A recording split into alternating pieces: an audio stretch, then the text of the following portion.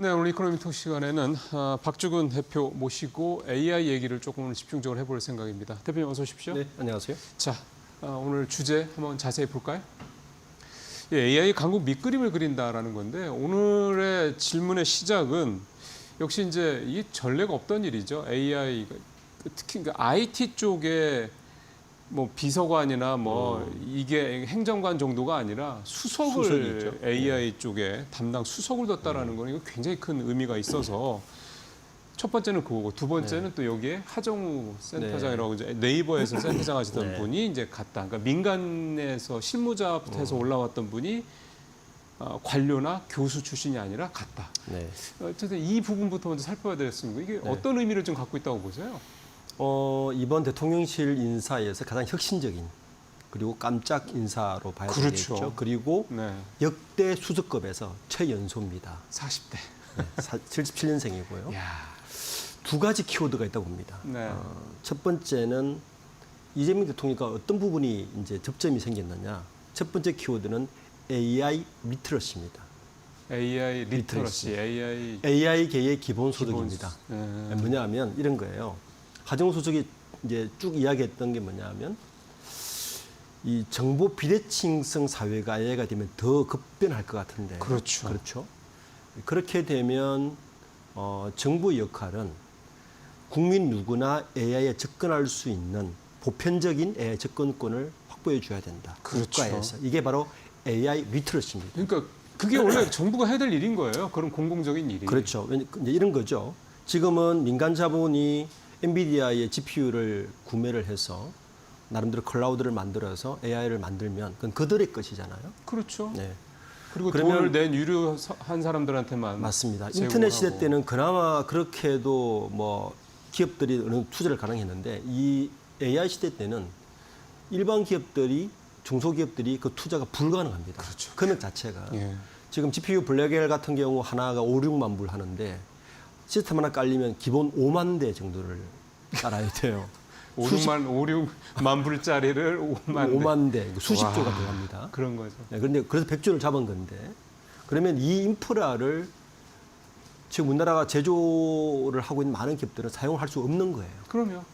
절대적인 미국의 빅테크 기업들에 의존하면서 국가 경제가 흘러가야 되는데 여기에 하정우 수석이 이야기하는 게 뭐냐면 이 인프라를 국가에서 해주고 이 인프라를 사용하고 싶은 기업이나 개인이 사용할 수 있도록 해줘야 된다.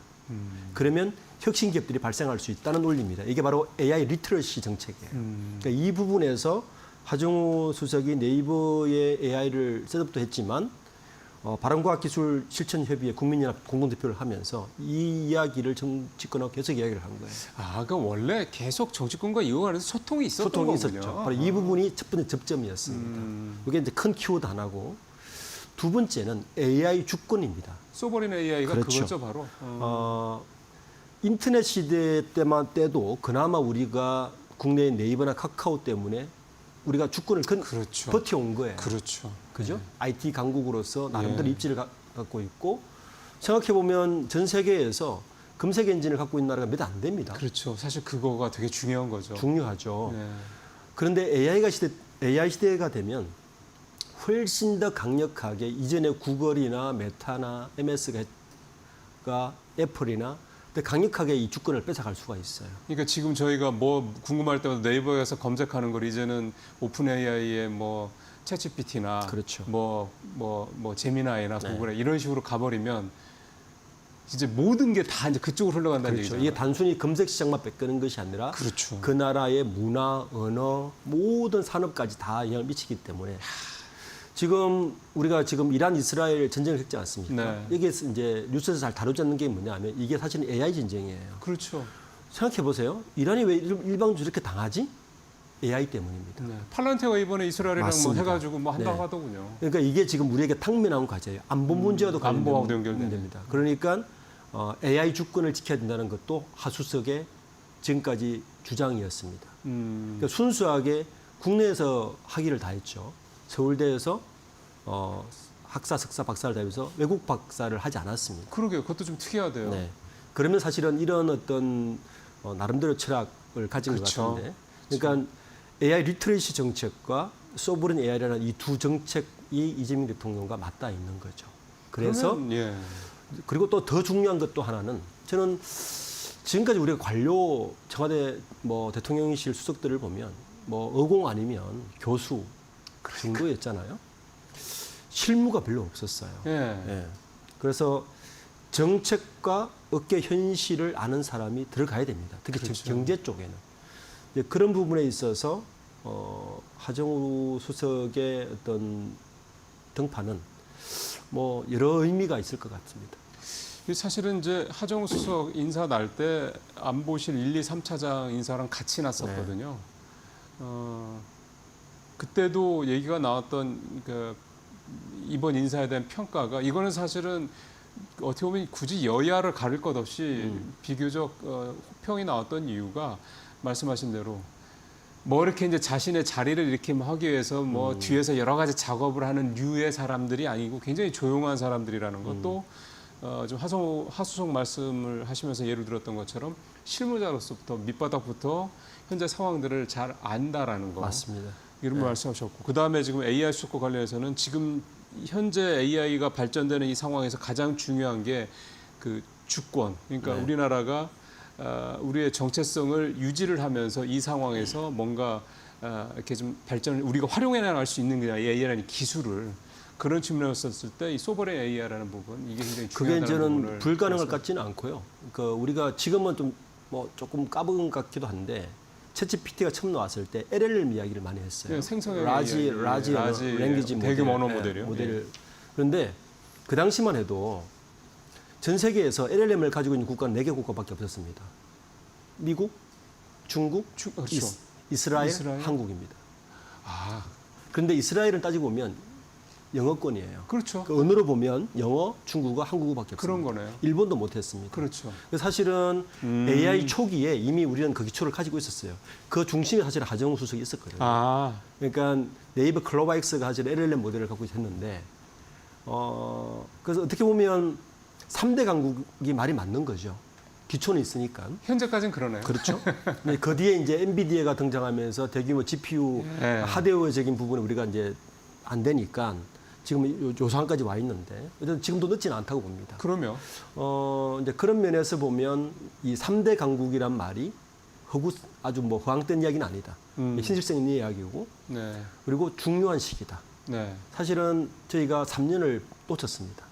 이 AI라는 측면에서 보면 굉장히 아까운 시간이긴 한데 네, 네, 네. 그렇지만 늦지는 않았다. 다시 네. 시작해야 된다. 그런 면에서 하수석의 그 수석 등판은 저는 이 산업계 내에서도 굉장히 의미가 있다. 높게 평가를 진짜 하시네요. 그러니까 네. 이게 정말 그 답답한 게 그런 거였잖아요.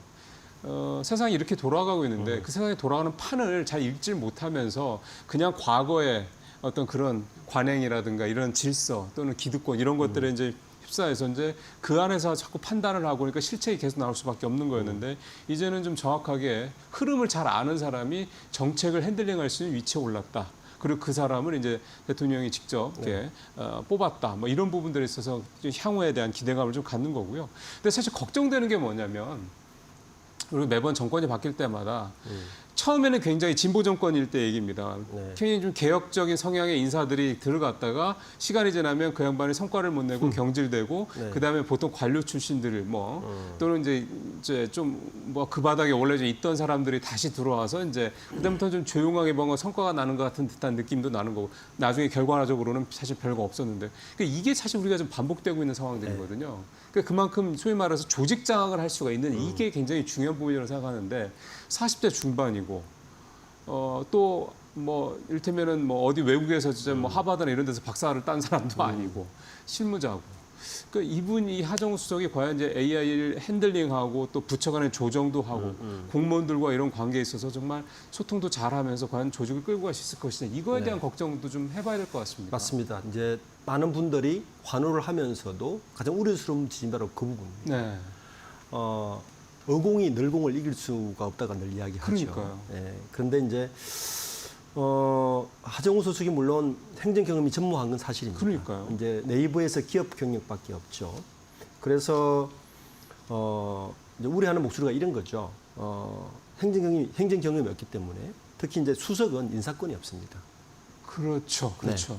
이제 어떤 예산은 움직일 수 있을지 그렇죠, 몰라도 그렇죠. 인사권이 없다는 게 가장 아픈 부분인데 사실은 일반 어공들은 인사권이 없으면 잘 움직이지 않습니다. 맞아요. 그게 가장 중요하거든요. 네. 그래서 인사권이 없다는 하나의 약점이 하나 있고 네. 그리고 관료들을 설득하는 게 쉽지가 않을 것이다. 이것 또한 우려되는 부분입니다. 그렇죠. 자, 그런데 이제 장점은 이런 게 있습니다. 이 AI라는 분야는 어떻게 보면 새로운 분야잖아요. 그러면 기존의 산업에 있었던 분야가 아니지 않습니까? 네. 그러면 AI 분야에 일하는 사람들은 사실은 이미 그들끼리 네트워크가 굉장히 단단합니다. 예. 그 천두에 이제 하정수석이 있는 것이고 이제 업계의 어떤 설득과 뒷받침을 이미 받아놓은 상태입니다. 그리고 예산도 가지고 있어요. 그렇죠. 예. 이 두 가지로 움직이지 않을까, 이 우려를 짓지 않을까. 그게 이제 이재명 대통령이 얼마나 힘을 실어주느냐. 그렇죠. 사실은 그게 공무원들, 관료들을 움직일 수 있는 가장 큰 사실은 힘이거든요. 그리고 또 그나마 이제 그 부족한 부분, 이제 공무원들을 움직일 경험이 없지 않느냐는 부분은 뭐 일단 대통령께서 네. 공무원들을 잘 움직이는 기술을 다 갖고 있지 않습니까? 그렇죠. 그 부분은 이제 진짜 그 부분 좀 대통령 커버를 할 것 선수죠. 같아서 네. 그런 부분들을 이제 그 정도 부분으로 아마 커버하지 않을까. 전체적으로는 우려스러운 부분이 있지만 일단 업계에서의 확실한 뒷받침이 오히려 큰 동력이 되지 않을까라고 생각합니다. 예, 그게 사실 그걸 모르고 뭐 임명을 했겠습니까? 그렇죠. 그거에 대한 대안을 다 준비를 하고 임명을 했겠죠. 그래서 그런 부분에 있어서 일단 약간 좀 우려도 분명 과거를 생각하면 우려스러운 부분이 없는 건 아니지만 AI라는 이 부분, 특히 이제 말씀하신 대로 소버린 AI라는 부분 관련해서 굉장히 좀 중요한 상황이라는 점을 봤을 때는 큰 문제 없이 잘 진행이 되리라 좀 생각을 해보고요. 다만 우리가 좀 AI에 새 정부가 좀 100조 원을 투입을 하겠다, 뭐 재원 마련 방법이나 이런 부분에 대해서는 차치하고요. 근데 좀 최근에 좀 지난 정부부터 진행됐던 거긴 한데 이 국가 AI 컴퓨팅 센터라는 게 있습니다. 이게 네, 네. 2번이나 유찰이 됐다고 네. 하더라고요. 민간 네. 기업들을 자꾸 유치를 하는데 민간 기업들이 안 들은다라고 얘기를 해서 정부나 AI를 국가 전략 산업을 키우겠다 그러는데 정부가 만드는 AI 센터에 민간 기업들이 참여를 안 한다라는 걸 좀 어떻게 해석을 해야 될지 모르겠네요. 우선 이제 우리가 AI 관련해서 막 뜨는데 산업이 어떻게 흘러갈 건지를 좀 흐름을 보고 나면 AI 관련해서 투자를 어디부터 시작해야 될지를 좀 그렇죠. 이야기할 수 있을 것 같아서 굉장히 중요한 얘기죠. 예, AI는 기본적으로 이런 형태로 흘러갑니다. 첫 번째는 인프라를 깔아야 되겠죠. 데이터 센터 같은 거. 예, 고속도로를 깔아야 됩니다. 고속도로를 기본적으로 깔아야 이게 되고. 이제 네. 인프라스트럭처인데 소위 방금 이야기하는 데이터 센터 같은 최소한 엔비디아의 그 GPU 뭐 블랙웰 같은 거를 한 5만, 6만 개 정도를 깔 수 있는 요 규모가 몇십조 들어가죠. 그렇죠, 그렇죠. 이걸 첫 번째 하겠다는 겁니다. 그러니까 물리적 기반을 먼저 깔아주고 나면 거기에 뭐가 모이냐면 데이터가 모입니다. 그렇죠. 네. 예. 그러니까 물리적인 엔비디아의 이 블랙웰이 깔리고 나면 데이터가 모이면 그 다음 생기는 게 워크포스가 생깁니다. 그 워크포스가 뭐냐하면 일종의 이 일할 수 있는 이 데이터 사용을 할 수 있는 여러 단체들이 생깁니다. 그리고 나면 비즈니스 네트워크가 생깁니다. 그렇죠. 여기서 이제 소위 말하는 제2의 벤처붐이 일어나는 겁니다. 새로운 비즈니스 모델이 네, 생기고 이게 로드맵인데 방금 말씀하신 부분은 인프라스트럭처 까는 도중에 지금 충돌이 생긴 거예요. 벌써 거기서부터 지금 네. 약간 차질이 있다는 얘기니까. 전 정부의 정책이 확실하지 않았던 거죠. 이 사기업들은 그리고 거기에 일반 사기업의 투자를 요청한 겁니다. 아, 우리가 이렇게 하니까 너네도 같이 하자 뭐 네, 이건데 그렇죠. 대신 돈을 가지고 들어야 되는 거고. 예, 그렇죠. 그러다 보니까 끓이는 거죠. 예를 들어서 이런 거예요. 정부 주도인데 네. A 기업, B 기업 다 돈을 같이 투자를 하면 주인이 없잖아요. 아, 내가 핸들링할 수, 내가 핸들링할 돈을 수 있는 투입을 게 했는데 별로 핸들링 못 하니까. 못 하잖아요. 아. 그래서 하정우 수석이 이야기하는 게 아예 국가에서 다 깔자. 이 기본 인프라는 이겁니다. 우리가 고속도로를 다 국가에서 깔아놓고 통행료를 받듯이 그런 식으로 인프라는 국가에서 만들자. 그러면 여기에 데이터가 그렇죠. 정부 데이터를 오픈하고 데이터가 모일 네. 것이고 그러면 새로운 AI 생태계가 국내에 생길 것이다. 요렇게 요까지 가면 AI 소브렌이 자동적으로 그렇죠. 장벽이 쳐집니다. 그렇죠. 그렇죠. 네. 요 정책이거든요. 그러면 이제 투자 관점에서 보면 그럼 어디부터 들어가야 되느냐? 인프라를 깔 때 어마어마한 재원이 들어갑니다. 그렇죠. 물론 엔비디아의 블랙웰이 중심이겠지만 거기 돈이 그 제일 많이 외에 들어가죠. 공조 시설, 냉각 네, 시설, 네, 네. 여기에 들어가는 기업들은 우선 수혜를 보겠죠. 그렇죠. 그래서 처음에 이 정부가 시작되면 제가 볼 때 투자의 관점에서 보면 그쪽 종목들이나 섹터들이 우선 눈에 들어올 것이다. 겁니다. 예. 네. 지금부터 좀 관점 보시면 그리고 나서 클린 데이터를 만드는 기업들 두 번째일 겁니다. 클린 데이터를 만든다는 게 그러니까 뭐예요? AI가 소위 말해서 모든 데이터를 끌어들이지만 네. 지금은 AI가 어떻게 가냐면요. 카나나를 예를 들어 볼게요. 네네. 이거 카카오 겁니다. 네. 제일 처음에 LLM을 처음 똑같이 LLM을 만들자고 네이버 카카오 시작했는데 만들다 보니까 중국에 새로운 신성이 나타났죠. 딥시크. 그러니까 딥시크 전략이 뭐냐면 이런 거와 비슷합니다. 옛날 미국하고 소련이 우주 경쟁을 할 때 네. 재미있는 일화가 있는데 우주에서는 중력이 없잖아요. 그렇죠. 그 볼펜을 써야 되는데 중력이 없으니까 볼펜을 다시 설계를 해야 되는 거예요. 그 몇백만 불을 들여서 연구를 했답니다. 우주에 쓸 수 있는 볼펜을 만든다고. 그걸 보고 있는 소련 사람들이 바보 아니야? 연필 쓰면 되지. 그렇지. AI가 지금 그 단계에 와 있는 겁니다. 그러니까 오픈 AI나 미국 기업들은 거대 자본을 투자해서 몇만 개의 엔비디아 제품을 넣고 있는데 아니 이거 하자고 가래를 쓰는 격인가 되는 거예요. 거기에 맞는 AI를 개발하면 되는 거 아니냐라고 딥시크가 나온 거예요. 그 효율화적인 측면. 그렇죠. 카나나도 전략을 그렇게 바꾼 겁니다. 카카오도. 커머스 쪽에는 이 정도 분량만 있으면 그렇죠. 돼. 네. 자, 그런데 여기서 제일 중요한 게 하나가 있어요. 그렇게 가려면 데이터가 클린화가 돼야 돼요. 적합하고 알맞은 데이터가 들어가줘야 됩니다. 이게 클린 데이터. 클린 데이터. 최근에 미국의 주가가 뜨는 기업들 보면 이 클린 데이터 하는 기업들이 굉장히 뜹니다. 그 이유 때문에. 이 클린 데이터가 되면 전력 소모량이나 이 엔비디아 제품의 숫자가 확 줄 수가 있어요. 그렇죠. 두 번째는 이 데이터 관련 기업들을 아마 종목이 아주 핫하게 될 겁니다. 우리나라도 이 시스템 되고 나면. 네.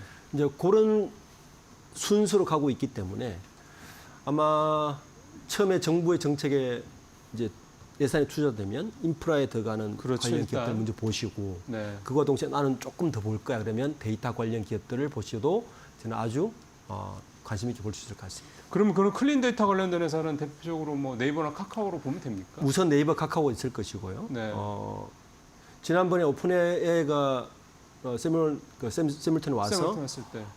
카카오를 만났잖아요. 그렇죠. 원했던 건 클린 데이터였습니다. 그래서 손을 잡은 거죠. 네. 그러니까 우선 그런 곳이 있을 것이고, 네. 그런데 분야별 클린 데이터를 만지는 기업들도 있습니다. 그렇죠. 네, 그런 기업들도 눈여겨 보시면 아마 상장을 준비하거나 하는 기업들도 꽤 있을 거예요. 그 기업들도 관심을 보시면 될 것 같습니다. AI 소프트웨어 회사들은 어떻게 봐야 됩니까? AI 소프트웨어 회사들은 센데. 지금은 과도기를 저는 봐요. 이런 거죠. 도로가 2차선인데 슈퍼카를 몰 수가 없는 거잖아요. 그렇죠. 그렇죠? 예. 네, 지금은 어쨌든 4차선 도로나 8차선 도로를 깔아줘야 슈퍼카가 제 성능을 발휘하는 거죠. 네. 소프트웨어 회사들은 그런 기업입니다. 그러니까 인프라가 제대로 깔려줘야 슈퍼카를 만들 수 있는데 조금 시간이 걸릴 수도 있다. 그렇죠. 지금은 슈퍼카를 만든다고 해서 활용성이 높지는 않을 것이다. 그러면 이제 지금 저희가 이제 투자 전략 관련 측면까지 좀 얘기를 좀 쭉 해봤습니다만 제일 중요한 거는 이게 우리가 GPU도 사실은 뭐 몇천 장 정도밖에 안 돼서 네. 그런 걸 보고 있으면은 미국의 웬만한 기업들보다도 현저하게 못할 정도라는 생각이 들더라고요. 네. 그런 상황에서 말씀하신 대로 소버레인 AI라는 게 얼마나 중요한지를 좀 말씀하셨던 것처럼 우리 시청자분도 충분히 이해했을 것 같은데 이게 근데 빠른 속도로 우리가 뭐 100조를 투입한다고 해도 100조를 뭐 올해 안에 투입할 수 있는 건 아니기 때문에 이게 빠른 속도로 우리가 소위 말해서 AI 3강이 되느냐든 뭐가 됐든 간에 적어도 우리의 주권을 지켜가면서 AI 기술에서 뒤처지지 않을 그런 우리가 경쟁력, 가능성 이게 있을 것이냐라는 부분이 좀 중요하다고 봅니다. 어떻게 보세요? 저는 그나마 좀 늦긴 했지만 가능성이 있다입니다. 왜냐하면 지금 AI 단계는 어쨌든 하드웨어의 경쟁이거든요. 현재는 그렇죠. 예. 아직까지 다행히 데이터나 소프트웨어 경쟁은 넘어가지 않았어요. 예. 하드웨어 경쟁은 물론 조금 시간은 뒤쳐졌지만 예. 따라가면 되는 것이고 그리고 하드웨어가 생각해 보면 이런 거예요. 우리가 엔비디아 이야기를 많이 하잖아요. 블랙엘 이전에 뭐 P100 나오기 전에 거를 많이 깐 기업들이 많아요. 네. 근데 생각보다 빠르게 하드웨어가 업그레이드가 빨리 돼요. 어. 빨리 되면서 값은 싸지면서 성능은 두세 배 좋아지고 저질력으로 되는 하드웨어가 이렇게 나오고 있잖아요. 후발주자가 늦긴 했지만 하드웨어가 뒤에 투자하면 오히려 가성비가 높을 수가 있답니다. 그렇죠. 네. 예. 그 다음 싸움부터는 소프트웨어 싸움이고 데이터 싸움이기 때문에 그게 나름대로 우리나라가 강점이 있을 수 있다. 그렇죠. 네. 저는 그래서 말씀 들어보니까 좀 안심이 되네요. 네. 그래서 제가 4년간의 우리나라 주식시장의 빅 탑 10을 봤더니 네. 딱 변화가 뭐냐면 4년간의 변화가 탑 10 안에 반도체, 자동차, 바이오는 그대로 있는데 네이버 카카오가 빠지고 방산이 들어가 있어요. 그렇죠. 지금 딱 요 구조잖아요. 네. 그래서 하정우수도 들어갔고 AI가 본격 투자를 시작하면 빠져있던 회사가. 네카오도 한번 주목해 볼 필요가 있다라고 있습니다. 시간이 걸릴 문제긴 한데 사실 그게 현실이 된다 그러면 말씀드린 대로 이제 네이버 카카오가 시가총액 12위권 안으로 다시 들어오고 또 그 순위가 예를 들어서 한 5위권 안까지 이를테면 들을 수만 있다 그러면 우리나라 AI 주권 소버레인 AI는 확실하게 성공했다 이렇게 볼 수도 있겠네요. 네. 그렇게 되길 좀 바라겠습니다. 대표님 오늘 말씀 잘 들었습니다. 네, 감사합니다.